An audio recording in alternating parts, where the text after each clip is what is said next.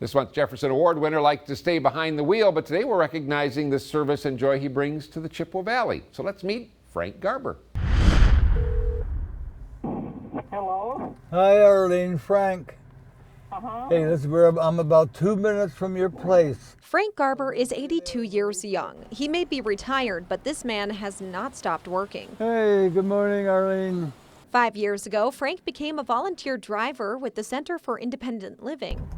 I drive on an average now probably 2 to 3 days a week. At one time, I was doing 4 to 5 days a week.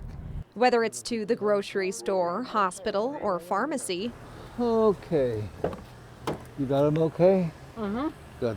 Frank will get you there. He's never late. He's always a gentleman. He's always helpful in every way he possibly can be.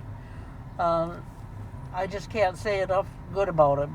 Frank has been driving Arlene for years now, and her brother Don, who also can't seem to say enough about Frank's service. On a scale of 1 to 10, I'd say about a 15. Frank isn't just giving his time behind the wheel.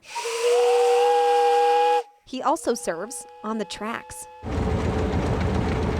Okay, we're underway then. For nearly 9 years now, Frank has volunteered at the Chippewa Valley Railroad, conducting safety checks, prepping the engines, and of course, Hey, hello. navigating the railways. Hey. Well, it's really a nice thing to do. 101 underway. And the one thing that keeps Frank chugging along? The people. Did you have a fun trip? You're smiling, right? Okay. Great. It's always great. It's always good.